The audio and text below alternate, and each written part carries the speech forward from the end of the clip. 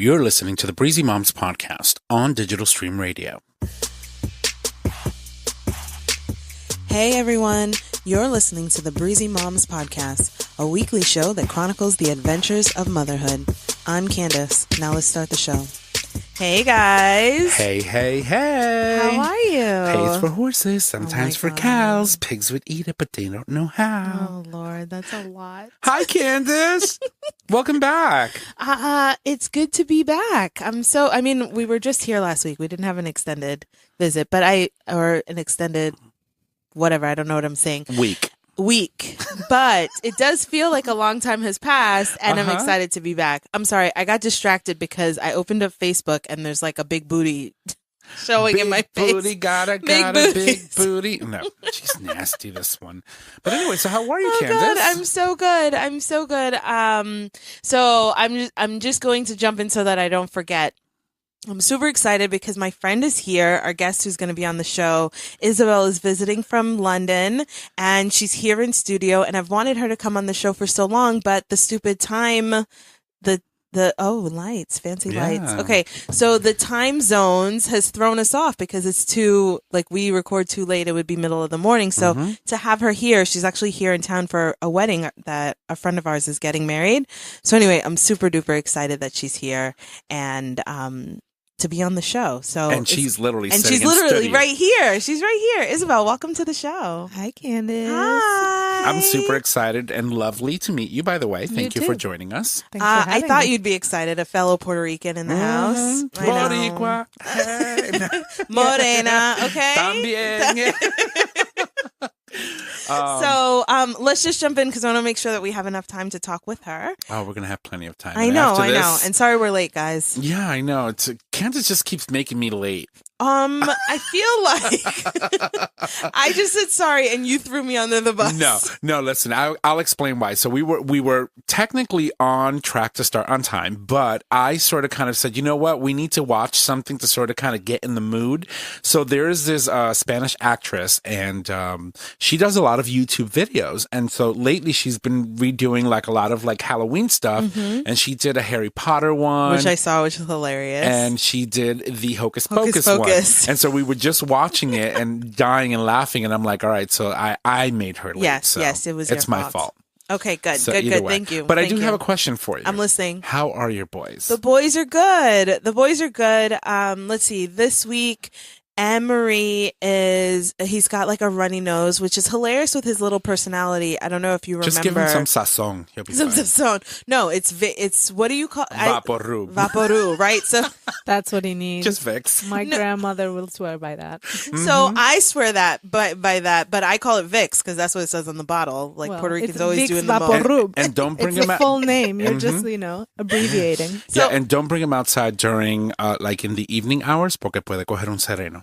A draft. Yeah, it's a mist. It's A this mist? mystical mist that somehow mystical gets mist. everybody sick. Right. And for me, it's called draft. My mom would say, put on your hat. Where's your hat? You're going to catch draft. And I'm like, Mom, draft is not a thing that you can catch. It. Yeah. But I still believe it. I can't get it out of my brain. For us, that's sereno. Sereno. So Vicks is a thing that Vicks has, if we're being like, excuse me. For being specific, Vicks has menthol in it, and it's addictive, just like cigarette. It's the thing that makes it addictive. And I have been addicted to it since I was a child because my grandmother would put it under my nose and on the bridge of my nose to make me go to sleep. And that's the worst because when you put it here, right on the bridge of your nose, your eyes your burn. eye. Right, your eyes burn. So it's basically child abuse. But may she rest in peace. Right, we're not going to dog But her. she had all the best intentions. All the best intentions, but and some shares in Vicks Vaporub. So I totally have been addicted to it since childhood, and I, to this day, sick or no sick, every single night I put Vicks on my nose, and when I can't fall asleep, it's because I've forgotten to put on the Vicks. Wow. So my kids also are addicted Don't to tell it. me. Wait, so you're passing on the addiction? She's passing on the abuse. Some There's things are different. cultural and familial no. abuse with Vicks. You literally just made your grandmother turn in her grave by calling the Vicks rub abuse, and then you're literally admitting that you're doing the same thing to your children. Listen, this is how culture and Gets culture gets This is passed how we down. pass culture This on is how to we our pass kids. culture on, okay? Yeah. Except Emery doesn't like the Vicks. He's like, nah, and he throws my hand out of the way. Emery, But- you're the man. But Smart Lincoln boy. will take it, and he's like, "All right, I'll have a little bit. It's just a little bit on." So the, what about- but we just do it on the bottom of the nose, not to burn your eyes. I just do it on the bottom. What about James? Does he Vicks up? No, he doesn't. But it's funny because like I always have on Vicks, so sometimes I make fun of him because I'm just like, "Oh, you think Vicks is sexy, right?" Because I literally always put on Vicks, and he's like, "Ooh, baby," and I'm just like, "But I already put on the Vicks." It's like not. Then we shouldn't. It's not a thing. So And that's he's how like, you "It's okay. trapped You just him like as well, wipe it off." basically. Yeah, Yeah. basically. Right. He's addicted as well as he Everyone is doesn't know. addicted to Yeah. Vicks. I love Vicks. I love have it. Vicks cures everything. Everything. And it cures the cough if you put it. I don't know if it works or not, but I swear by it. You put it on the bottom of your foot and put on some socks, and it will stop your cough. Wow. Yeah. These are real I never heard that facts. one, but I'm going to try it. You should. You should. Like slather it on the Why bottom didn't of your you foot. tell me that during episode 3, 4, 5, and 6 when I was hacking up a lung? It's true. I didn't know you were into Vicks. I didn't know I was into Vaporub. Vaporub. We're totally like harping on this video from this Latina chick who's doing amazing stuff on YouTube. She's great. Very cool. You should post some of those on your. I your will. Breezy I'll Moms find the podcast. Harry Potter one because I really like that. That's But fun. but Vicks should be the mom tip of the week because Vicks cures all ailments. We're not there yet. But Don't give it away. I have another one, but I'm just saying as like a part B, I would say make sure you have some Vicks. But all of my friends know that I like Vaseline and Vicks. And it's hilarious because like I'm the black girl who likes Vaseline and Vicks, although Puerto Ricans apparently like Vicks too. Yeah, and Vaseline. We And keep it in the Vaseline? house. Okay, Oh, yeah. good, good, There's good, three good. things that you'll find in every Puerto Rican's house. It's Vaseline, talc powder, and Vicks. And Vicks. Okay, so black people it's Vaseline, Vicks, and Jergens lotion. That too. It's like, or like Vaseline For intensive care. us- Although I don't really like Vaseline intensive care. I think Jergens is the thing. Yeah, well, Jergens has been around for a long time. Mm-hmm, So it's great stuff. So anyway, speaking of lotion, the season has changed, and I know the season changed when my knees and elbows get ashy as fuck. Like it's just so. I was, so I was You're rubbing changing. off on me. I was changing. Listen, black doesn't rub off. Okay, You're right. it doesn't, but it can influence. it does Your influence. my Most people skin. are influenced by us. Anyway, so I was changing Emery's diaper and I pulled down his pants and I was alarmed by how ashy his knees were. I was alarmed. But it's because James does nighttime routine with baths and those kinds of things. So then when I see them the next day, I'm just like, listen, we got to add, you know what I have added to my routine is, what is this thing called? Oh, it just went right out of my head. It's got a blue cap. It's a white bottle with a blue cap, and it's kind of Vicks. medicated. No. It's a Vaseline. It's a Vaseline product. Noxema? No. Oh my God. That's another thing that most Puerto Ricans have in their house. I have some in my bathroom right now. Oh my God. I can't think of what this thing is called. It's fancy, expensive, not super expensive, but anyway, it'll come back to me. Nivea? No, it's another Vaseline product, like another petroleum product, but it has some kind of thing in it. But we have that, and it's like the next step after Vaseline. And anyway, the point of it is that I think James is doing lotion, but as winter comes, you have to add like You have to change the do you lotion. mix the lotion with the Vaseline? Because I I definitely don't like Vaseline. I was traumatized by my What grandmother. kind of Puerto Rican are you? I was the one that was traumatized by their grandmother, probably on Emery's team, who was like, "No, please don't rub that on me again." And she was like, "Yes, this will make you better. This Oh will my cure, God. cure all Everything. Emery seriously runs from everything that I do because his nose is running, and so I have to rub his nose like 1,000 times a day. So I also put Vaseline on his nose. Like, dude, I'm trying to help you out. He doesn't want your addiction. But the Vaseline helps to make Right. the skin so that it doesn't break. Because it's the worst when like a kid has a runny nose, and then you see all the little tiny like micro cuts. That's why you get puffs with lotion in them, so that when he blows, it doesn't hurt him. Yeah, but puffs with lotion in it is perfumey. And if you have sensitive, like if you're They sensitive have to, unscented. all right. I haven't found Tip one of the week, people. More tips. No, it's none of those things. Yeah. I'm like, what is she looking at? All right. I forgot that I was transmitting over there. I know. So anyway, they're good. And Lincoln is also good. Lincoln is just fun these days. He's like, we've been this week working on, we have like a little sticker chart because he found I buy some things sometimes and I try to hide them in my office or like around the house so that when he does something nice, like I have a surprise already, like a treasure box. And the other day he came into my office. I'm never in my office because my office is like a hot mess, just like a hoarder's nightmare. Or a hoarder's dream. But we were in there because I took a minute to clear off the table and he came and stood next to me and just happened to look over and saw into an empty bag that there was an Optimus Prime, like a Transformer in there. And I was just like, shit, you weren't supposed to see that. And so he's like, oh, whose Optimus Prime is that? And just the fact that he knew so quickly from seeing, like, it was just a flash vision of it. And he was like, oh, Optimus Prime, who's that for? And so anyway, I told him, I was like, hey, it was a surprise for you. If we work towards something, then you get it as a gift, as like a surprise gift. And so we had to pull out this chart and I was like, hey, if you, hang up your clothes when you come in, hang up your book bag and make sure that you sleep in your own bed and try some new foods and change your clothes after school. I'm trying to get him to change out of his khakis and stuff so that because we do lots of like playing in the mud and whatever. And I don't want to be buying khaki pants all year long. So we have a list. We agreed on a list. And if we fill up the chart, then you'll get the Optimus Prime.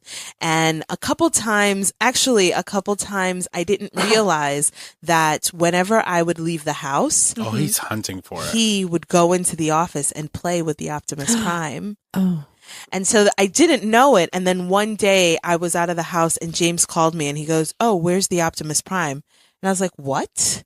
You're a part of this? Like, I thought we were a team. The things in my office are off limits. So literally 4.5-year-old Lincoln would go in and play with the toy that he knew he was supposed to be working towards whenever I left the house and then would put it back before I got home. Well, at least we know he's smart. He is. Well, kids usually are very intuitive like that. They know. Smart. They know. So he found out that I knew what he was doing when I moved it. And then all of a sudden he's like, where's the Optimus Prime?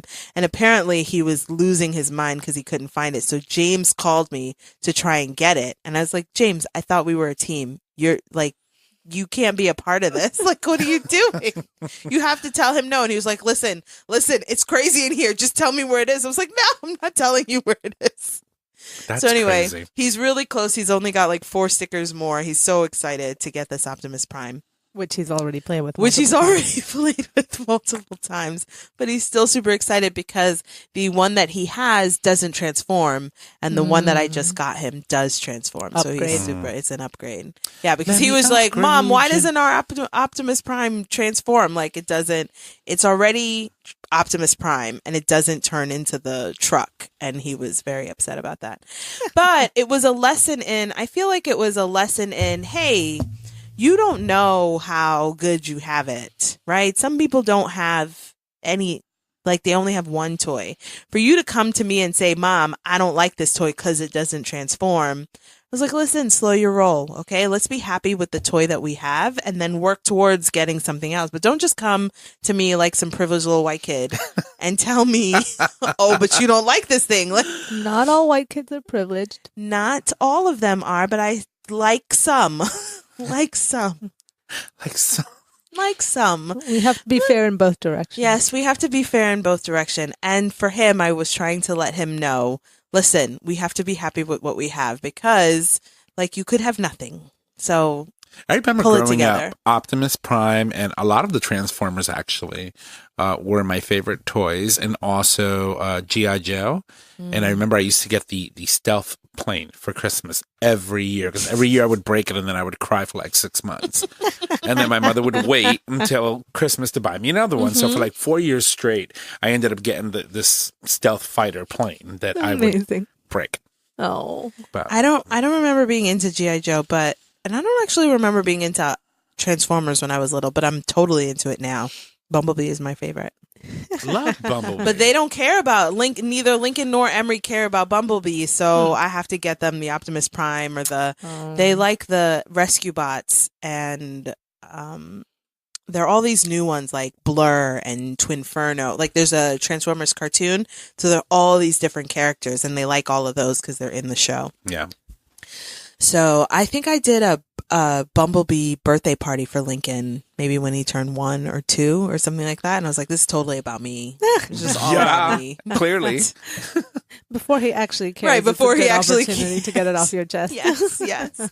So anyway, they are good. And we're working on a few little life lessons, but he's working towards his Optimus Prime and he's super excited. He just said to James tonight when he walked in the door, he's like, hey, I only have 4 squares left. I'm so excited. Yeah, because mommy moved it. Otherwise, I would have just been leisurely just wondering. Yeah, the squares would have been empty forever. Mm-hmm. Yes. Yeah. So, but it's good because he's been sleeping in his own room, in his own bed, which gives me a little reprieve. I actually sleep with just Emery now, and I put a pillow in between me and him so that he will not. Or else you just spend the whole night creeping to the edge of the bed. And I have this, it's like a system where I creep until the edge of the bed and then I crawl over him and then you start it all over again, right? Like you just start going to the other side. It's like a typewriter. Yeah, all night long. All night long. They're insane. So I think I should get Emery a bed. I pulled the side down off of the crib. But then yesterday he fell out of something. Like we have these cots for nap time, and he just rolled. I was trying so hard not to laugh, but he just rolled right out of the cot onto the floor, like boof. Oh. And so I was like, okay, maybe you're not ready for a bed yet. But IKEA has these sleigh beds that have little sides on both sides. Yeah. So I think it might be time to get rid of the crib because I'm not trying to have any more babies. So I don't really need a crib anymore. You heard that, James? Yeah, I said it out loud all the way. All the way. Like Keisha said, who was on a couple episodes ago, like if I get pregnant, like someone's in trouble. Like we're suing somebody. Like, someone's in trouble. Someone fucked up somewhere. Something broke. Truth And I said, someone's accountable. So anyway, the boys are good. How are you? I'm good. You're good? I'm good. Okay, well... I'm actually really good. Oh, good. Yeah. Oh, okay. Well, let's just jump right into the show. So, all right. Giggles. So we're in a giggly mood. It's going to be a very fun episode. So I know that Candace has a guest today, and Isabel is joining us all the way from England. Yeah. Where in England are you from? I live in London. You're living in London, Yeah, the big city of London. fancy. London has a lot of history. It's one of actually the oldest cities that exist in the European continent. There's a lot of history. I am fascinated by monarchies and specifically the time frame in where the Tudor dynasty was very popular. King Henry VIII and all his 6 wives and his daughters and all that stuff. I'm completely fascinated by that, by English history. It's amazing. So Isabel is living in London now, but Isabel is my oldest friend. So I moved to Connecticut for high school when I was 14, and she's the first person I met when I got to boarding school, and I was like, what the hell is going on? And I found this Puerto Rican girl, and we were like, both like, what the hell is going on? And that was the first year that you boarded, and it was summer school, right? Yeah, we both had Japanese roommates. We both had Japanese roommates. Different ilks. Yes, and mine didn't talk to me, remember? And it wasn't until the end of the summer that I found out that she didn't talk to me because she was like worried about her English. I know. Meanwhile, I thought she hated black people. Nope. So it was really That was not the case. So yeah. it's not Cultural the case. misunderstanding. I It think is totally what they call was it. a cultural misunderstanding. So in that time, Mine didn't talk to me because she actually didn't speak English. Ah, okay. So I'm curious. So you're living in London with your husband and you have a child now. Yeah. How is life for a Puerto Rican in London? Well, it's kind of fine. I mean, there really aren't very many Puerto Ricans in London. I would say not. So I guess it's like people are like, oh, Puerto Rico, like that sounds very exotic. Nobody has ever met a Puerto Rican, or they definitely don't know one that lives in London. So it's like all the kind of associations and like stigmas or whatever you want to call it that you have in the States are non-existent. So you're kind of like free to do whatever you want and like create a new stereotype by like being like, everyone's like me, which is probably not true. Well, you're right. No, I have a lot of friends that have moved here or have come here. Actually, I have a friend. His name is Brian, and he's in broadcasting, and he's got an amazing radio voice and all that good stuff with the accent and all. And when he came here and he met all these like Latinos, he was just like, oh my God, it's just like, this is like, I'm in heaven. I've never seen this before. Yeah. Explain it to me. What is all the stuff? Yeah, well, I mean, there's a big community from El Salvador and there's a big community from Colombia. And I do not know why those two countries tend to gravitate to London. Obviously, there's a lot of people from Spain. But yeah, Puerto Ricans are people from the Caribbean other than the ex-colonies. I work for a Spanish company now. Okay. Yeah, Iberdrola, actually. From the northern part of Spain. Cool. Yeah. Do you get to go? I have not been asked, but I have put a couple of people on the spot because a lot of people think that I could be Italian. Yeah. So I'm walking at work and, they're talking and they're in the elevator because now you have all these Spanish people all over work and stuff and they're talking and then all of a sudden I turn around. I'm like, ¿Qué pasa, un buen día? And they're looking at me like, did you just hear everything we just said? I was like, yes, and I understood every word. My teacher when I went to school in Puerto Rico for about 4 years, which is where I learned how to speak Spanish. My teacher, his name was Dr. Alonso, and he had a lisp. He spoke Castellano, which is very like proper Spanish, and they speak. Well, sounds like singing. They sound like they're like trying to spit on you, pretty much. It's like I'm like, all right, slow it down. And but anyway, they're constantly walking all over the building, and they're always talking about estos americanos, and they hate our food. And I'm like, I know. I know the feeling. That cafeteria, that's not food. It's like, that's just particles that they're just serving on a dish. But anyway, what I wanted to ask is, what prompted you to go to London out of all places? A Latina hanging around in London. Well, I actually went to study. Yeah, I was living in Japan and I wanted to do a master's. Nice. My background was kind of in Japanese and fine arts, and I wanted to get into kind of engineering or industrial design. And so I applied to a load of places, some in the States, but the course that I really wanted to go to was the one in London, and I got in, so nice. That took me there. And so you were saying you've lived in Japan. So just before you get to, the conversation is about being an expat, right? And being abroad.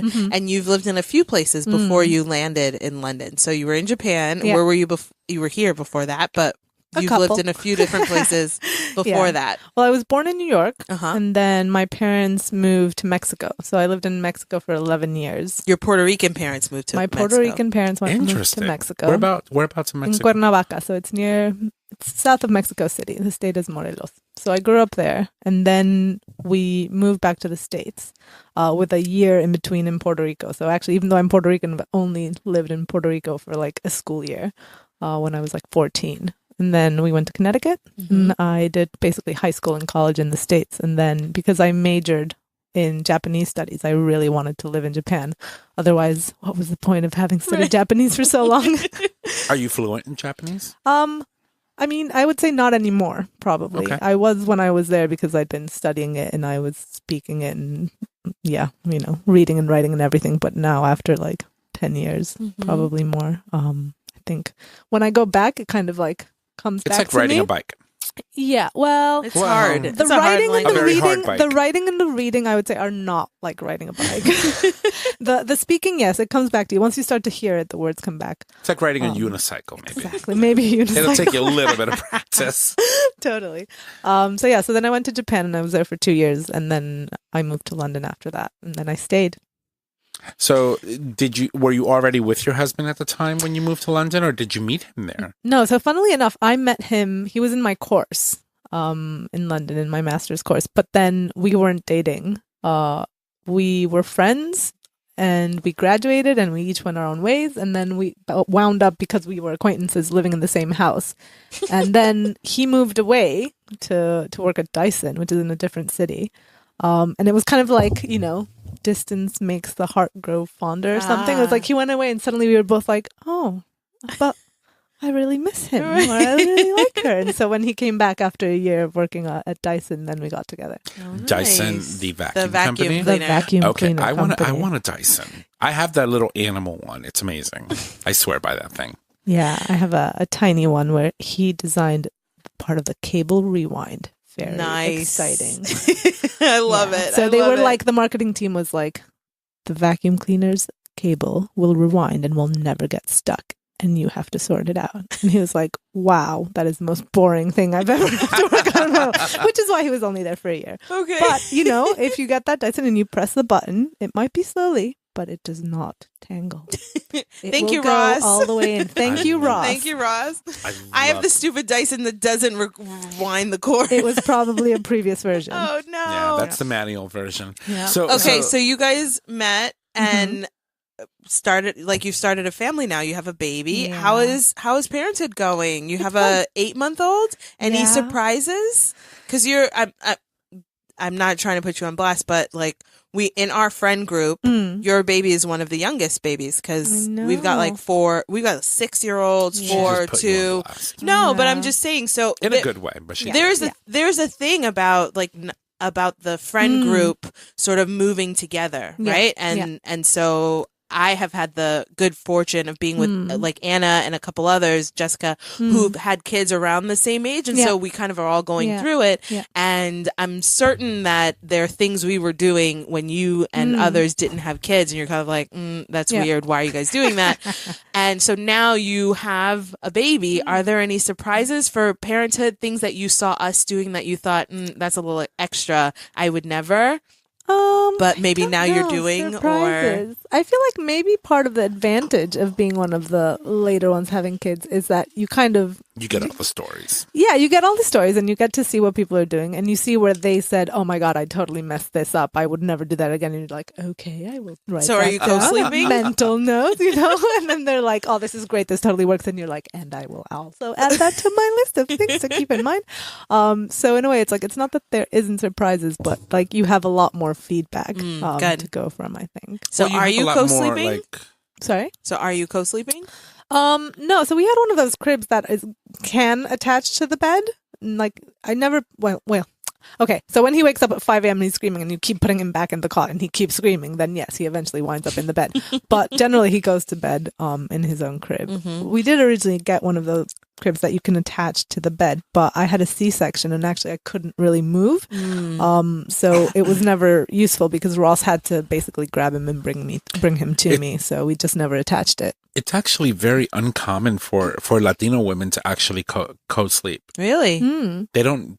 I have never met a Latina that does that consistently. Oh, interesting. Yeah, they're more of we value our private space. No, because seriously, this is what they would say. It's like, don't make any noise, don't go touch him, don't pick him up because se pone engreído, and we don't want that. They don't want it to get engreído, meaning they get they know that if they cry, you'll pick them up. Oh, ingrained. So no, not necessarily. It's kind of like spoiled. It's not quite spoiled, but it's similar to spoiled. And so they tell you, no, you can't pick him up. If he's crying, let him cry. Seriously. My mother was like that. My grandmother was like that. A couple of my aunts, they were like that with their kids. And I see this consistently. It's a very consistent. Maybe it's consistent in the Puerto Rican community. I'm not sure if maybe in South America it's a little different, but none of that. So well, Jessica's Guatemalan and they were co-sleeping till 4 years old. So I think it probably differs. I mean, I think knock on wood, Bruno's a very easygoing baby. Yeah, I don't know if I had a baby who literally would not sleep and would cry all the time, then maybe I would have wound up just putting him in bed because I know that works. But for the most part, if I put him in the crib and he's asleep enough, then he just keep sleeping. So I think it also depends on the child that you have, right? Every kid is different. Yeah. Cool. So you're living abroad and most of your family is also kind of abroad. How are you, one of the things we think about sometimes is if we ever moved away, how we're going to stay in touch with our family. Yeah. How do you manage keeping your family connected given that you are abroad? Yeah. Well, that's a funny question because I grew up in Mexico, but obviously my parents' family was all in Puerto Rico. So even to start with, I always grew up with this context where my immediate family was where I was, but actually my extended family was somewhere else. And I remember growing up that it was like the occasional phone call from like a family member or my aunt and grandma or uncles visiting for Christmas or whatever. And now basically our main tool is like FaceTime. Got it. Like there's still the visits, but the phone calls obviously are now like free. So that's a big difference. Because I remember my mom being like, okay, like looking at her watch when after 9 o'clock. Well, no, just like, it's like it was really expensive. So you wouldn't spend like 2 hours on the phone. You spend like 30 minutes, maybe 45 if there was something really important to talk about. But now it's like I FaceTime with my mom every day, and so she sees him, or like we'll be having lunch and you put the iPad there so that she's watching him. And it's funny because you see Bruno and like he's obviously met her a load of times and he knows her face. And when you put the screen on, he gets excited because he recognizes her. That's so amazing. In a way, it's like it's working. Yeah. It's a beautiful thing how we've connected with technology. Yeah. Because you're right. We didn't have that growing up. It's like the occasional phone call and especially long distance calling wasn't what it is today. Yeah. And then when cell phones came out, it's like you had to wait until like it was 9 o'clock so you can get that free. So it wouldn't count against your minute allotment, and you only had like 200 texts that you can send a month. Yeah.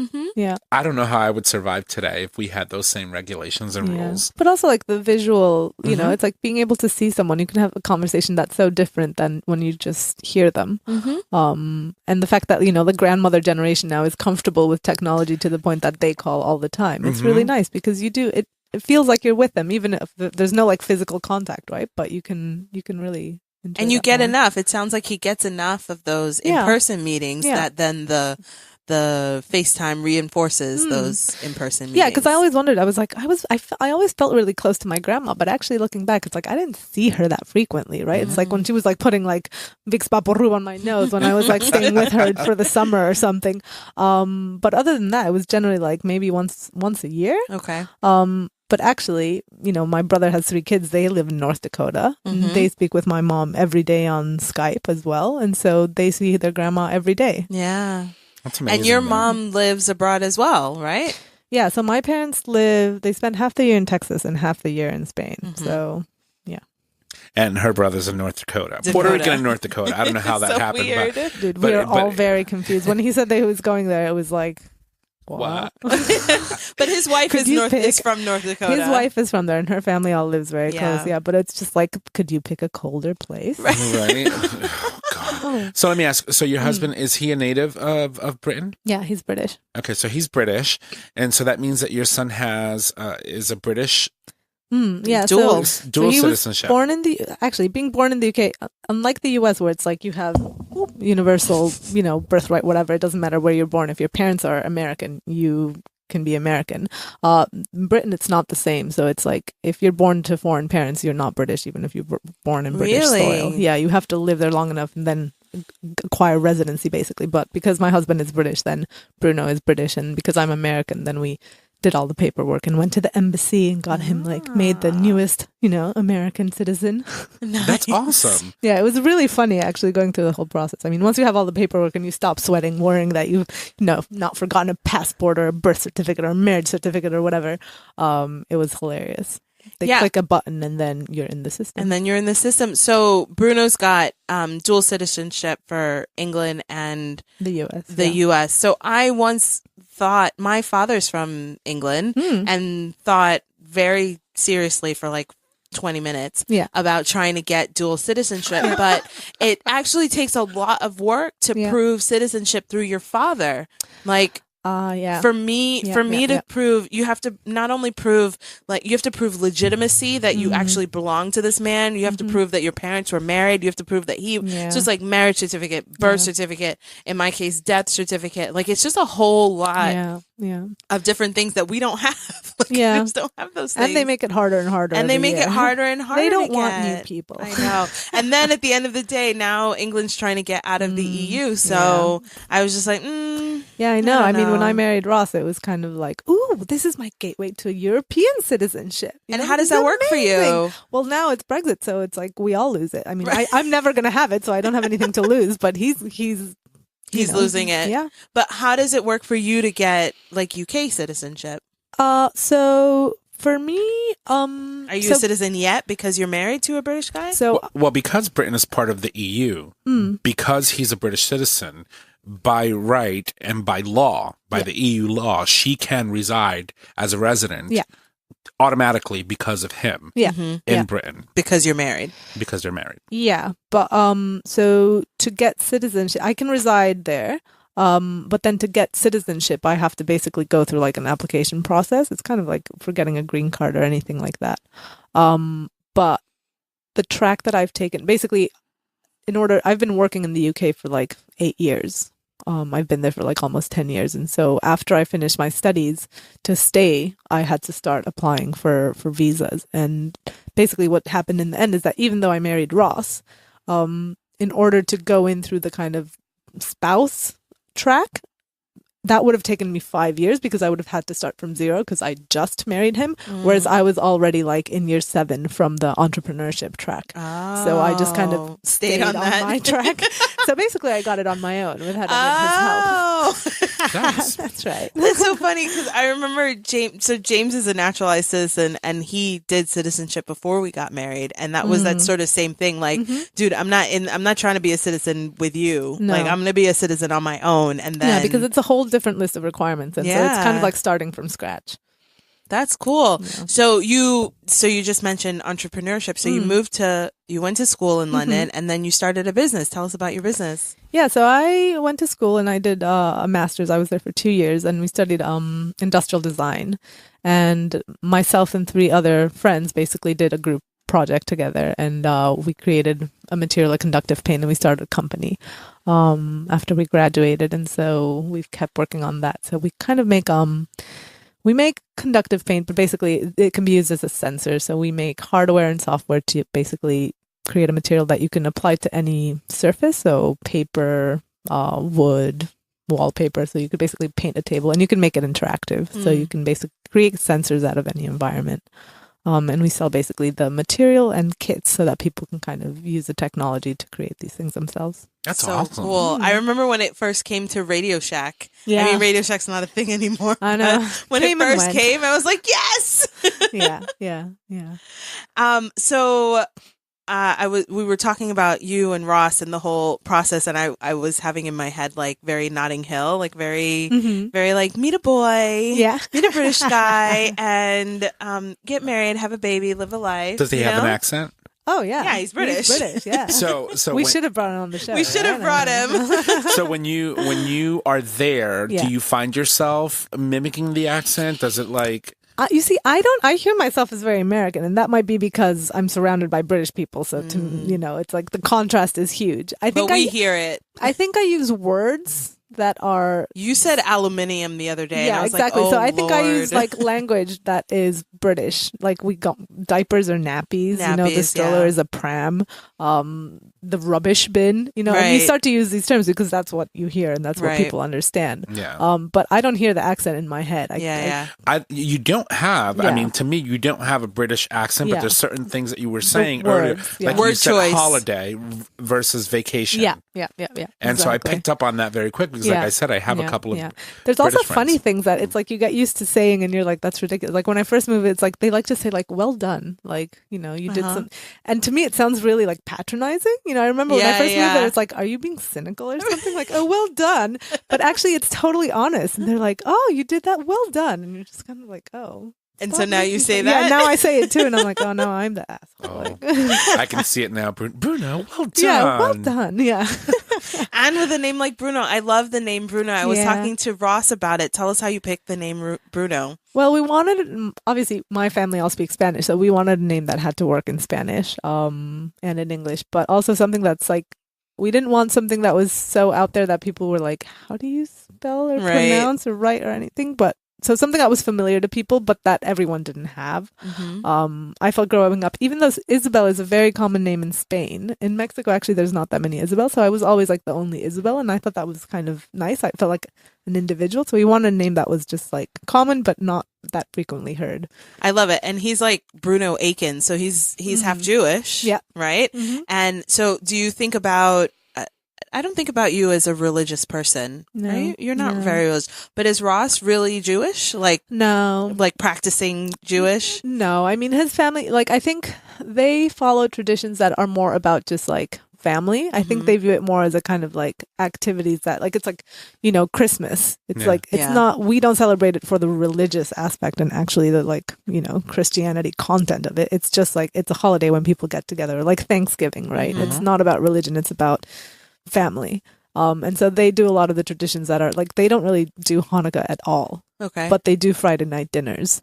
But they don't do so much of the ritual around it. It's more about, okay, on Fridays we all get together and have dinner. And so I really like that. Awesome. But they're not like special dairy plates and meat plates. So they're more like secular in their way of looking at religion. Yeah. So you don't have to think about like religious going kosher or just about not mixing, but about melding religions for Bruno, right? No, I think it's more about like, and I don't think, because it's like he doesn't go to like synagogue and I don't go to church, so I don't think any of that. I think for me it's more, it's like I would like him to know what the rituals are. It's like Misa de Gallo is like really fun, and I'd like him to know what that is, but he doesn't necessarily have to go. And I think it's the same with like Ross and the Jewish traditions and stuff. And it's cool because you're speaking Spanish to him, so he's going to learn Spanish. Yeah. And it's important to you. So you said you have a nanny who speaks Spanish. Yeah, so Bruno's on the waiting list for the nursery, so we had to find a nanny to take care of him while I go back to work. And we found a lady, obviously, luckily, because, of the European Union, there's a lot of people that live in the UK from Spain, and so we found a girl who's really good and really nice. So she's Spanish from she's Spain. Spanish, so she watches him 3 days a week and speaks Spanish to him all the time, which is great. And while we're on that subject, talk to us about parental leave in the UK. So the UK has really good parental leave. I think it's only second to like Scandinavian countries, where it's like, I think in Denmark it's like women get a full year and men get a full year, and they both like have to take it. Right. It's like you must go away and spend time with your child, which is great. In the UK, women get a full year. Your job is guaranteed. It's not paid the whole time. It's like 9 months you get statutory pay. But your job is protected for that whole time. That's great. And that's amazing. Yeah. And it really is. Men get 2 weeks, which is not as good. But a lot of companies, I mean, now that have friends who are moms and stuff, you realize that a lot of companies actually give you more than that, because it's like a benefit and it's good for like retention and stuff. So a lot of them get maybe 4 weeks or 3 weeks. But yeah. And for you, I remember way before you got married or had kids, because you are a co-founder and owner of a business, you were sort of thinking about how you would, if you were going to have a child, like how that would play out for you, since you're so integral to this business. How did you end up making the decision to take your time? And so for me, it was less about like, I guess for a lot of women, it's like really great, right? Because you can take a year away and your job is still there when you come back. And if you work in a big organization, then your role doesn't really have to change, because you're probably working on something quite niche. But for me, it's kind of like everyone has to do a bit of everything. And if you go, the pace is so fast, because we're a small company, that, every 6 months, it's like a completely different place. So my main concern was that if I stepped out for a full year, I would be completely out of the loop. And not know what you were coming back to. And not know literally what the company was about at this point. And so how do you step into something that you don't understand? So what I did was I took, 7 months off, but I would come in every month just to like hang out, or I went to all the board meetings. So I kind of felt like I knew what was going on in the business. And then coming back, I've started 2 days a week, and I'm going to build up to 5 days when he's a year old. Because I think that way, that like 6 months, or like I guess 5 months, gives me a kind of transition time where he still it's not, I also think for him, it's, it would be really weird if suddenly the person that takes care of you every single day vanishes 5 days a week. Yeah. That would be really tough. So I'm like, this is a nice kind of way for him to also wean himself off of me. Well, at least you have that flexibility. Totally. Can we speak a little bit about the healthcare system now? It's my understanding that England or the UK really has a universal healthcare. Yeah. And so how does that play out for you as a resident and for your baby? Yeah. Well, I mean, it's amazing. It's like, I remember when I was studying there, I went to get my my prescription for the pill. And I remember going to the pharmacy. You go to the doctor, they give you a prescription, like, what were you on, and then you walk into the pharmacy and you give them paper and they give you your medicine. And I remember just like, kind of, it was like they give it to you. and you don't have to pay because, it's free. And I just kind of was like standing there and I was like, in my mind, I was like, do I just walk out? Like, is someone going to tackle me? Like, am I stealing? It's like, I don't want to steal Is this anything. over? Like, it's like, are we done?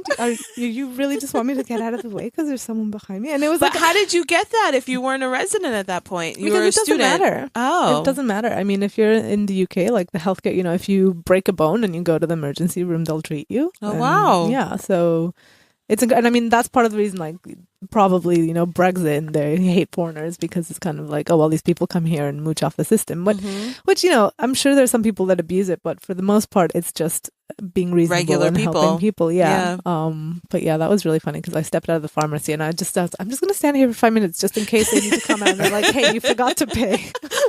So, I mean, obviously we know not everything is free. Specifically, I mean, there they have universal health care, but it's got to be coming from somewhere. The fund's got to be. Well, so taxation. Yeah. So in your salary, they take out an amount. You pay an amount for national insurance, right? So all of that money goes into the taxes, into the system, into the pot. So it's not free. You are paying into a big bucket. But then, like, they make sure that you're covered. They make sure that you're covered, and like you can't go in and be like, I want some Botox, right? Or I want this and that. It's like you make an appointment, you go to the doctor, they see you, and they decide what you get, what you don't get. I think it breaks down a bit more for chronic stuff because then you're on a waiting list, right? So it's like if you have an emergency, it's excellent. You go to the hospital, they treat you, you're in and out.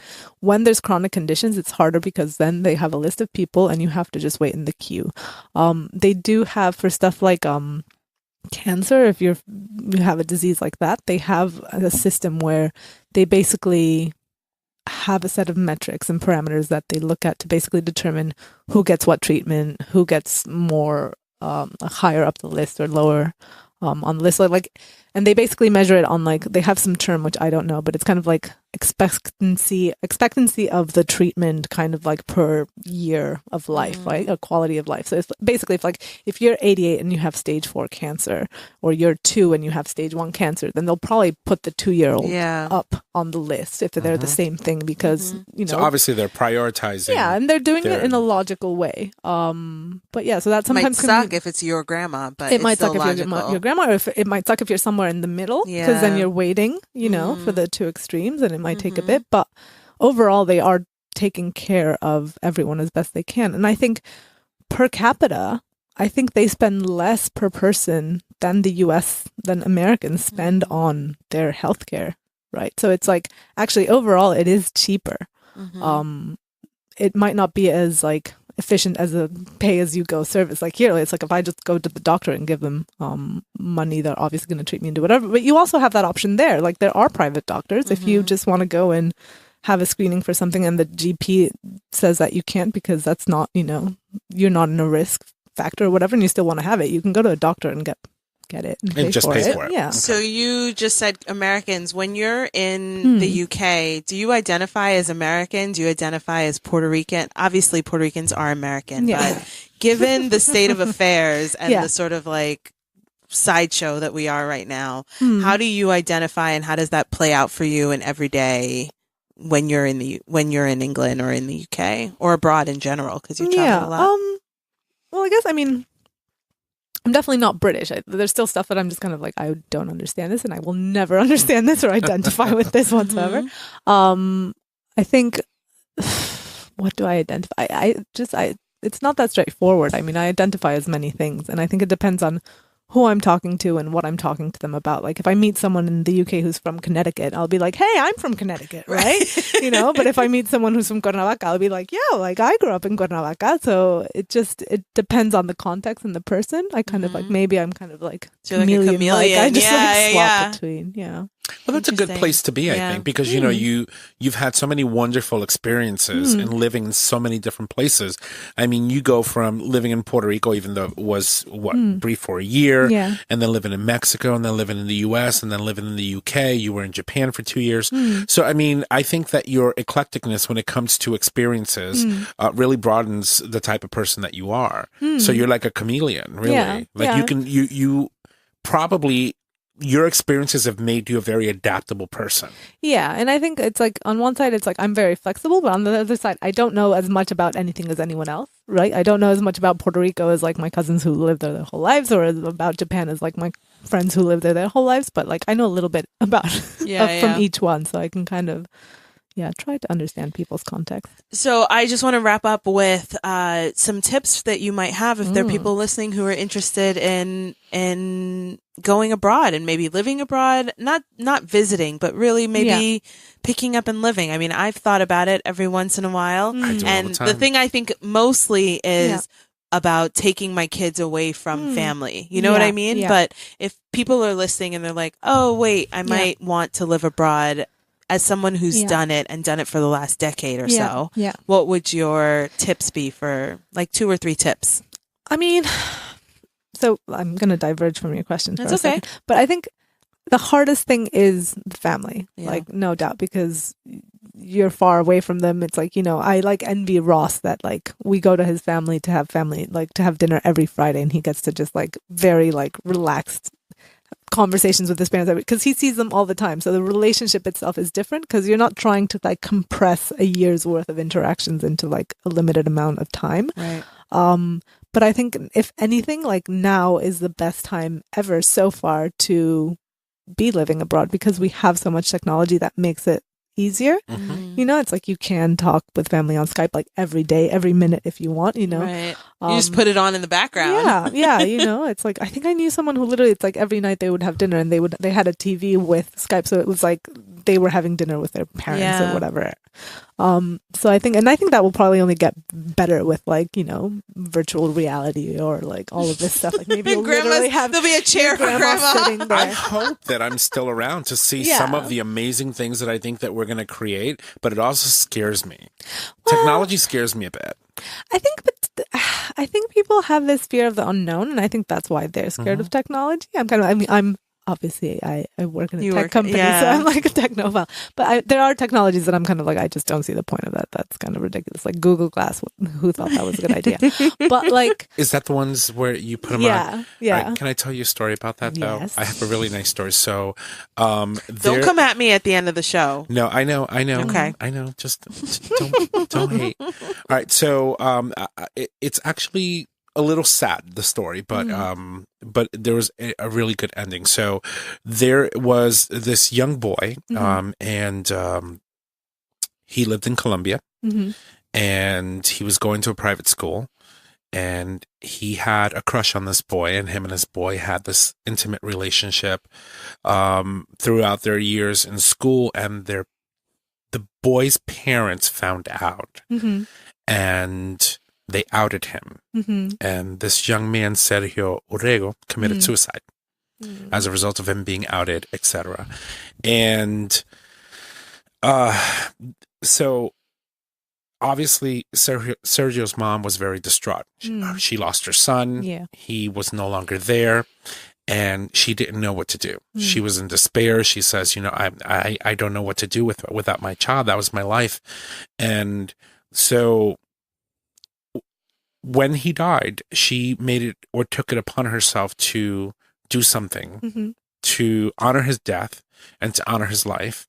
And so she decided to create this project to make it okay to be gay in whatever context that was, so that children who felt like Sergio did not have to resort to suicide as a result of shame and being bullied, etc. Google Glass actually went in partnership with her, and she started a foundation called La Fundación Sergio Riego. And what they did was they donated a whole bunch of Google Glasses, and within the Google Glass, they would take these students who identified as in some spectrum of the LGBT community and put them glasses on, and they were all in a group, and they were watching pride parades from all over the world. Oh, I've seen that. And so the point of that whole project was to show them that they were not alone in the world, that there's millions and millions of people just like them. Yeah. And so when they would take the glasses off, the kids were crying, and they were like, oh my God, I'm not alone. And she has been on this mission right now, I think for the better part of the last 7 years, and it has grown to such an amazing thing.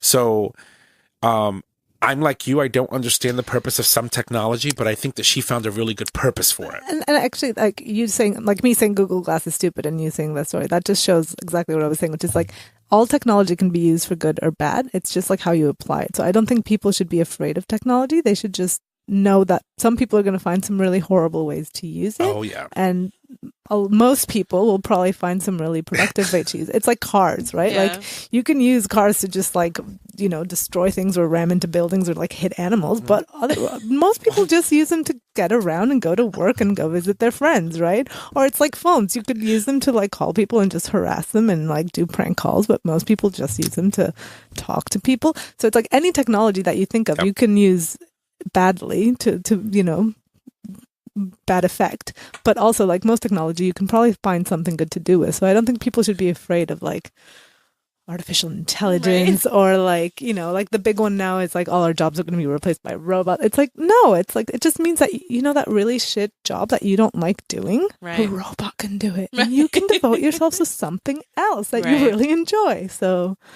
yeah. It's with the robots in the coal mines. Yeah, exactly. No, totally. Well, you never know. That could save so many lives. You know? Yeah, that's what I mean. Yeah. So, I mean, there's definitely a lot of good in how we're progressing and how things are moving. Yeah. But I don't know. You reminded me of that story when you mentioned Google Glass, because I was like, oh, I remember about this. You know, it's something that when I heard, I watched a lot of the videos that were being shown to all these students and all these young men and women, and I was just like, I was in tears myself. You know, it's very hard to see someone suffer when you know that you've been through some of those things, and you came out on the other end okay, but some people just didn't make it there. And so that worries me sometimes because people are different and they need different ways to be able to cope with stuff.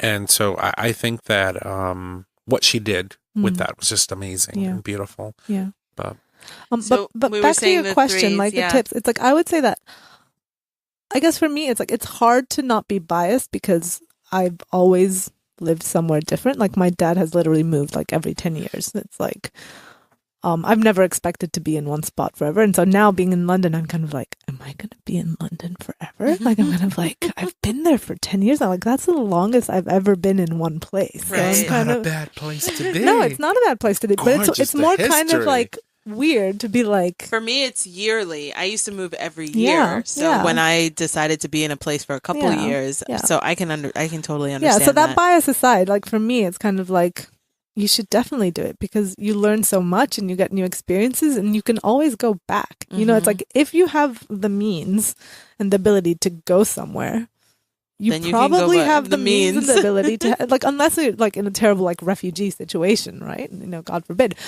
you probably have the ability to just return. So it's like if you go and you don't like it, then you can probably head back. It's not going to be easy. It's a pain in the ass. You probably like waste a lot of money in the move. Sold your house. But like you can do it. And I think it does open your mind up to the world, you know? It's like when you were saying about like, do you feel like American or Puerto Rican or da-da-da? It's like, it's not bad to understand other people's context. It's like empathy. And like you really learn empathy because you know about different people and different priorities and how different places work. And it just makes you more flexible. And I think, you know, it's obviously, I always think, oh, it's what a beautiful thing to just like be born and grow up and die in one place. Cause it's like you have all your friends and you're all there together. And it's like you have this like continuity that I will probably never know. But having said that, I'm here with Candace, who I met when I was like 15. So it just proves that you can maintain some continuity. Maybe we can't have like dinner or chat every week. But you know, you can continue those threads if you want to. If you want to, yeah. And I think it takes effort too, you know, to make the effort to video call or see each other in a studio, you know. And keep doing it even if you play phone tag. Just keep butt calling each other. Just keep calling. Just keep time. if it's a friendship that's worth it, then you keep working at it. So anyway, I just want to say thank you so much for coming. I'm so happy to have you here, and especially in studio live, like in person. This is so cool. Thank you so much for joining us this week. Oh, thank you for having me. It's been my pleasure. Thank you for coming. Yeah. Okay. I have so a fellow I know, a Yeah. fellow Puerto Rican. I knew you would like Compatriota it. in the house. Yeah. Con sazón y todo. Okay, well, let's wrap up so that right. we can go out for drinks after this. She's nasty, this one. Okay, so thank you and shout out to Isabel. And thank you, Ross, for holding it down as the dad in charge abroad with your baby in a foreign place. Yeah. Holding it down. So thanks, Bruno Ross. better be in bed when I get back. Right. Now she's nasty.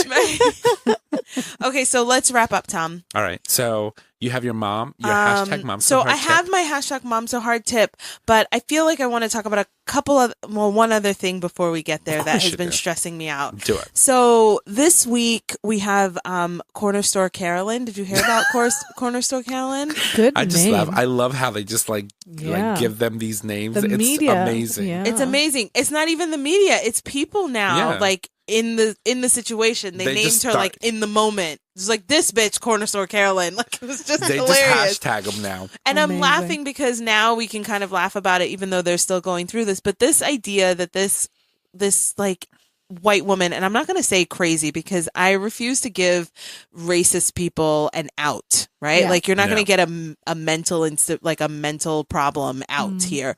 She's like clearly Although that clearly works for them. it works most for of the time. them. It works for them, just like terrorists, like white terrorists usually have a mental problem, but they're actually just regular old terrorists. So anyway, this woman, a little boy, a 9-year-old boy, walked by her and his book bag brushed her back, her butt, whatever. And she started, first of all, she started like whining she was being so lewd in the initial reaction that's just like so inappropriate in general. Well, it wasn't necessary. He's a little boy. And unnecessary. And then she just dug in. You know, when she probably realized early on that she was wrong, but racist white people just dig in. They're just like, whatever, I don't care, I'm upset, I'm just gonna like lean into this so hard that she started accusing this 9-year-old child of sexual assault. Okay, so it really upset me because I was watching it with James, and James was so like, James doesn't even watch these things sometimes, and he's just like, I can't get involved because it's too much. But he was so upset about it because all we could see was Lincoln. Like Lincoln looks like a 7-year-old now at 4. What is he going to look like at 9? Right? Like how can any reasonable, not sane, but reasonable person look at a child and say that they did something this egregious to them? Right? But like even or sexual in nature. Or even if they did, how is that ever the right response? Right. Because to be totally, I remember once I had this little kid. He didn't touch me. He made this like, obviously he's just watched people around him and he was like, oh, this is what men do. So I'm good. And he made this sassy comment. And for me, it was like, I just looked down at him and laughed and made him feel stupid. Right. Cause I was like, dude, you're like not even at my hip. Like, no. Right. But it's like, how is that ever the appropriate reaction? You know, like, let's pretend this kid did rub her butt. Right. It's like, he's a kid. He's a like, why do you child. think he did? Because he was trying to get sassy or something? Right. No, he's just, you know, A child. A child. And on the other hand, I was watching Trevor Noah, and he was reminding me that children in other circumstances, they just grab onto whatever's around. Like, have you been on a crowded train? Or I have been in situations where I'm sitting next to a child's mother, and they think that that their mom is sitting where I am, and they just come way up there, like all up on me, trying to go to sleep before they look up and see my face, and they're like, "Oh shit, you're not my mom." Yeah. Right? But they're like way up in my personal space. Yeah. And at that kids. moment, like they're a child, and I can see that this child is in need of something or is falling down on a moving train or anything. But just this idea that like Black kids, our kids, don't get seen as the children, innocent children that they are, and people like their total research and stuff out. This is that people see our kids as being older and less innocent than they are. But I think it's also, you know, it's like Leads that's them down one this side track. of it. I think the other side is that they're just like, it's like they're like triggered. power hungry, you know, because they know they can get away with it, right? It's kind of like when you have an older kid who's like abusing their, you know, Younger sibling. their younger sibling, because they know they can get away. So it's not even like that they see this kid as this pervert or less than a child or anything. They're just like, I can get away with this. Right. You I'm going to know? make And an they're just example power of you, happy. even if it wasn't even Yeah, warranted. it's just, don't you have something better to Yeah, do? the lady who called the police on the little girl who was selling water. Remember Permit Patty? Oh, God. She Permit came. Patty. She told These names are somebody. so They're good. They're hilarious. amazing. No, there's another woman, but go ahead. She said she didn't even really call the police. She was just pretending. And people are like, Why? that is exactly Why? what you said. You're just power hungry. You're pretending. Yeah. You're trying to scare and Yeah. traumatize It's this like a little power girl. trip. They're just having power trips. Well, what was it? Last week, there was this woman who was not letting a black In man his own in building. his own building. Yeah. His own building. I She forget got fired. what they called her. Yeah. I'm glad She should got get fired. evicted. She should get evicted. I'm so glad for the age of social media. One, Yeah.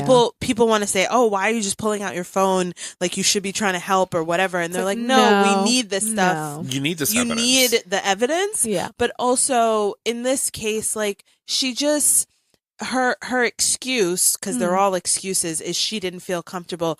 You were so scared, but you provoked and harassed and followed this man into an elevator and then followed him to his apartment. Like, how scared were you really? Because if he The was some last time other that dude, happened- he would have Run yoked away. you up Yeah. so fast. Well, Yeah. the last time that If you're happened, scared, we you had run a away. police You don't officer. follow someone. Right. The last time that happened, we had a police officer shoot a man in Right. at his own house. In his house, right? In his house. Right. Yeah.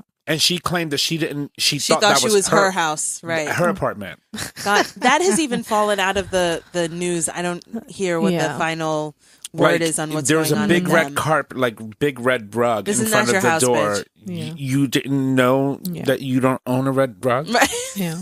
Whatever. Yeah. No, but you But know, it's so and the thing scary is- because yes. it's really scary because I'm a black woman and I have two big black sons. I mean, Emery's not as big as Lincoln is, but Lincoln is humongous. Lincoln is as big as the 6-year-old that I take care of.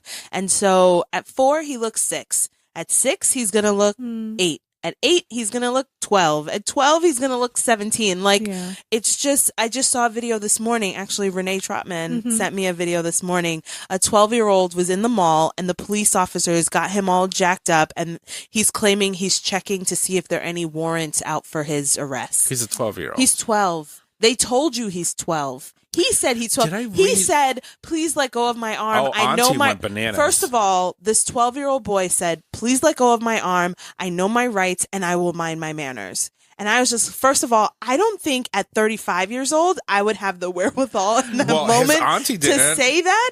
But like, why do our kids have to know how to say these things? She lost it. Oh my God, she lost it. Auntie And then lost it. I was another like, cop yes. came and tackled her. It's just, it's overwhelming. And it's part of what, like, Isabel, you coming here and we having this like expat conversation tonight. Like, you just want to pack up and run away. Yeah. You just want, And I've it heard shouldn't so have to many be that way. people, with the ability to move, they're like, oh, we're pregnant. Oh, we should move to Europe. Well, you want to know something? Part of the reason my parents moved to Mexico was because, well, my dad's lab burnt down. Side note. But so they were at this point. My brother was 5 and I was 3, and my dad's lab burnt down, and so they had to start from scratch anyway. Because he was like, well, I have to start my research from zero because all my books are, Gone. And they were like, do we want to raise 2 Puerto Rican children in New York City? Right? Where it's, Right. being Puerto Rican comes with all the stereotypes, Yep. and they're going to grow up feeling like second-class citizens, which my parents don't because they grew up in Puerto Rico where everyone is Puerto Rican. Right. So, it's like, whatever. And so they were like, maybe not. And so they moved to Mexico where, we're Hispanic like everyone else. And we came back to the States. And I know Candace and I used to talk about this in high school where it was like, kids would be like, oh, Isabel, it's like, and I don't care. It's like, they would be like, oh, you're part of Prep for Prep, or you're like an Right. icon scholar because you hang out with, and I was like, if I would be incredibly proud if I were, because it's fucking hard to get those, to get into those programs. But I'm not, and you shouldn't assume that I am because I'm Puerto Rican, Yeah. And so it's kind of like, I was like, I found it really confusing, but I realized that I didn't feel like a second class. I didn't feel any of these, and I was shocked. And it was like, When oh, people put you in that bucket when people because put you me in didn't that grow up bucket, in that. because I didn't grow up in that bucket. And it's kind of like, actually, my parents did just pick up and leave because they were like, maybe we don't want this. And Right. I don't know who I would have been had I grown up in the States. Maybe I would have been in the same place, but Yeah. some people do. I mean, it would be It's hard. great. Sometimes I think it would be great for us to pick up and move to Ghana where everybody, Yeah, like Ghanaians yeah. all have a look. Yeah. Like, Well, that's one thing that's interesting. When I first moved to England, that's one of the things that I found really interesting. I was like, Black people in this country, and they don't.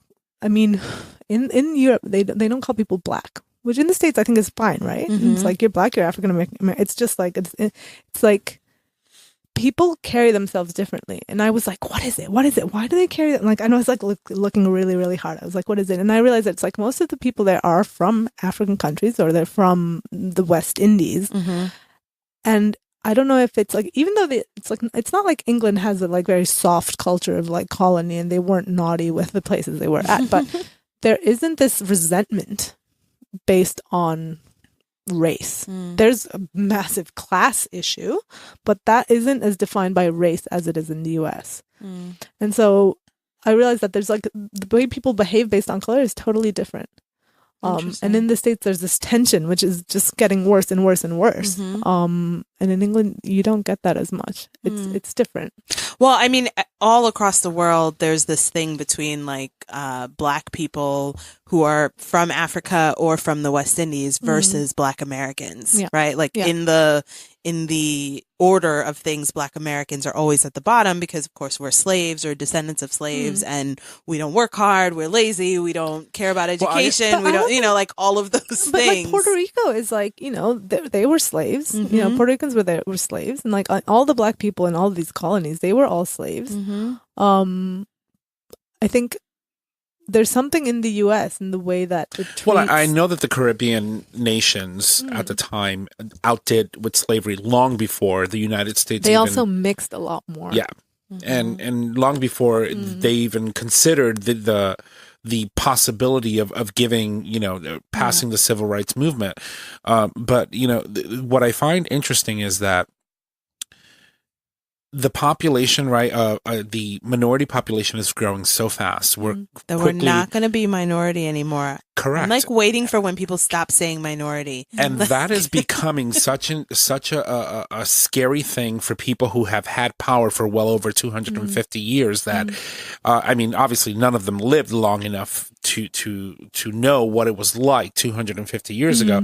But we have a history, and we have documents and things that are documented, and people who have really done a really good job at telling their stories. And you can't deny that history. The fact that we oppress so many people in this country, specifically Black people, and we're still doing it to this day systemically, and people just don't want to acknowledge it. I'll give you an example. 2 days ago in the state of Georgia opens up early elections. They had a group of Black elderly people going from a elderly home. This organization that ensures that they go and ensure that people who can vote go and vote, picked them all up and put them in a bus.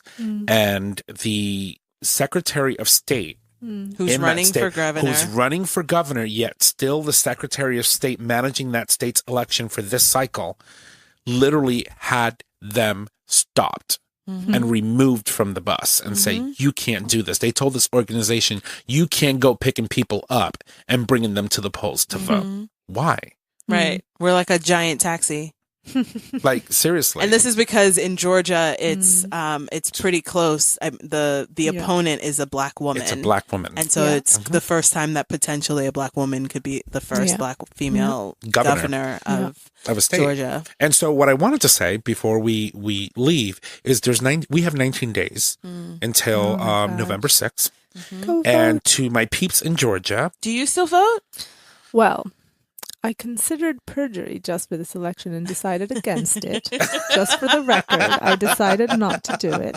So you can't vote anymore here? I cannot. I'm not a resident, so I can't vote. Oh, interesting. I can vote in the presidential elections, but not on the because I would vote in Texas. So I'm like, oh my God, please let me vote. But I can't because I'm not a resident. Okay. Yeah. Cool. So all I wanted to do is say to the people of Georgia, don't let these people intimidate you. Don't let them take your power. It is one of the fundamental things that you as an American have. Make sure that, I don't care if you have to put skis on, rollerblades, jump in an Uber, and not jump just on a Georgia, bus. everywhere. Everybody get out and vote on Get your November ass 6th. Up. If you have early voting, you've got at least 15 days to do so. Try every single day if you have to. Go get in that line. Do what you got to do. We need to make right what we've done with this last election. And I would add to that, like young people who feel like it doesn't matter because the corporations or whatever control. It's not true. If you look at the election like Trump and in the UK, the example of Brexit, both those elections were so close. They were so close. The corporations don't control anything. Like you control your, yourself. You can get up in the morning, tie your shoes and go out and like, and you have all day to do it. You have all day. And it's been so close. Like so many of these have literally been decided by like thousands of people. Right. Like that's a high school. And it's also that's a high school building. But it's also, it's like, it's your future. Yeah. Like all these like 60 plus year olds that are like really diligent and really good about voting. It's not going to impact them. Right. Yeah. It's like, the change that you want to see, all the issues that you find that are really bothering you, you have the power to change that. Yeah. So. Yeah. And I mean, I can't say that all of the options for voting are the best options, but those that shouldn't keep you from making good enough is good enough. No. And I think also it's like, it's really hard. But you just, at the end, sometimes you just have to look at the lesser of two evils. It's being an Maybe adult. It's as horrible as that, but it's true. It's like about being an adult. It's like both of these options are bad. Right. These are both really bad, and I'd rather walk away and like just.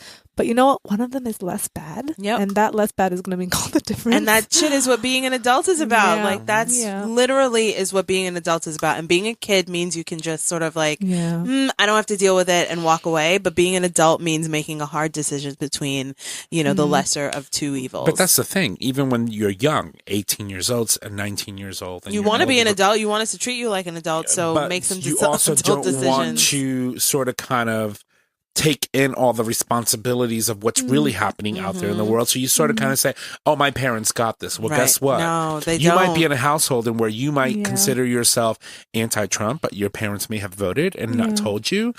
So I heard about someone who put parental controls on the TV so that the Fox News channel wouldn't play, and their parents were freaking out. Stop it. That's amazing. It's like an amazing idea about parental That's like controls. the opposite, yeah. But either way, I mean, listen. It's like something's wrong with the TV. I don't know. Yeah. Granted, there's a lot of this is a very polarized election. So was our last election, and there's always a reason for you to vote for however it is that you're going to vote. But the most important thing is exercise that fundamental right my God, yes. that is given to you by our Constitution. It is constitutionally guaranteed that you are entitled to a vote. And one more important thing: if you get to the polls and you don't have your name on a roster, make sure that you ask for a provisionary ballot. By law, at least 35 states must give you one. So, that being said. All right. Now that we've gone down that very adult road, make sure you get out and vote. Because if we're here, and it is an important thing, we must remind you to get out and vote.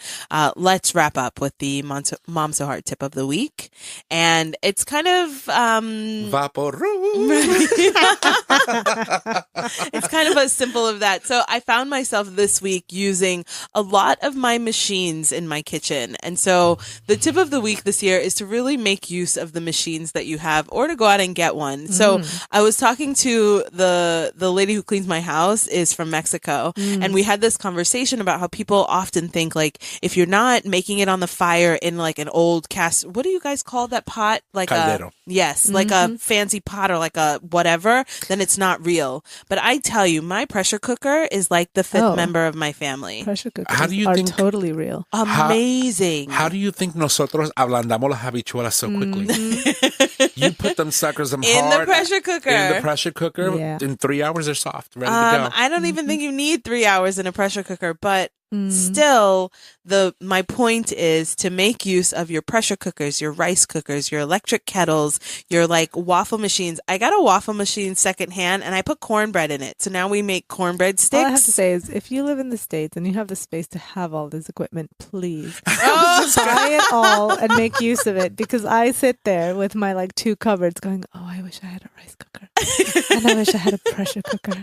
And I wish I had a waffle machine. Oh my It's God. like, I don't even have a I microwave. forget that that's life in terrible. England is miniature. It's like Cramped. It's Well, very I mean, small. not in England, in London. In London. Outside of England, you can have as much space as you Oh like. my god!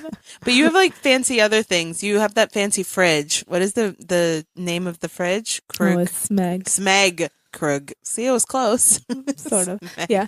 I mean, yeah, it's still smaller than your fridge. That's true. I can't keep like, my frozen habichuelas for like 75 meals to come.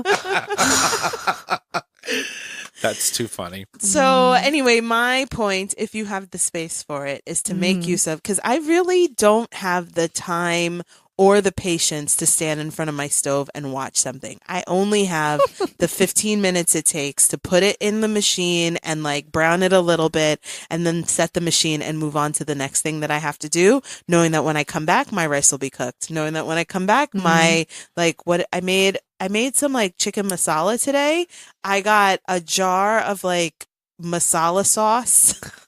And I cut up some chicken breasts, like some chicken cutlets, and I put that shit in my pressure cooker, and we have chicken masala. Like, I'm not claiming it's real, like, Indian chicken masala, but that shit tastes great, and the kids ate it. So, Success. especially when you're in a rut and you don't know what to do, pick up some of those. I was at, what's the name of this supermarket? It's IGA, supermarket? Like no. Stop and Shop? not Stop and Shop. Right. No, the other one. Trader so not Joe's, Whole not Trader Foods? Joe's, but it's the same people who own Trader Joe's. It's Whole like Foods? Whole Foods. no, the other one that makes you Amazon. put a quarter in the shopping cart in order to get it out. Aldi. Aldi. Stop it. They Thank do. you, Germany. Thank you, Germany. Well, See? you have to do that in Europe, so I figured it's the one that's from See? I don't know why that name just Aldi flew makes right you out do of that? Yeah, you have to put a quarter in the It's okay. No, you the- get it back. You get it back, but it's When so you that you'll return it. return the it's so that the carts I aren't all still over the forget them driveway. every time. And They're I'm like, nasty. I left my quarter. Oh God. No, it's a then- pound there. You have to put a pound in. You don't Really? forget to bring that trolley back to where it needs to be. Yeah. And then they don't have to pay extra people called to the be like, trolley. she did say trolley. I love Trolley. it. So yeah, you have to put a Shopping quarter cart. in order to get it out, and then you get the quarter back when you put it back. Anyway, what was my point? Oh, so I was at Aldi, and they had this whole international section of all these different like teriyaki sauces and masala sauces and just jerk chicken sauces, just like a bunch of different things. And I was feeling in a cooking rut.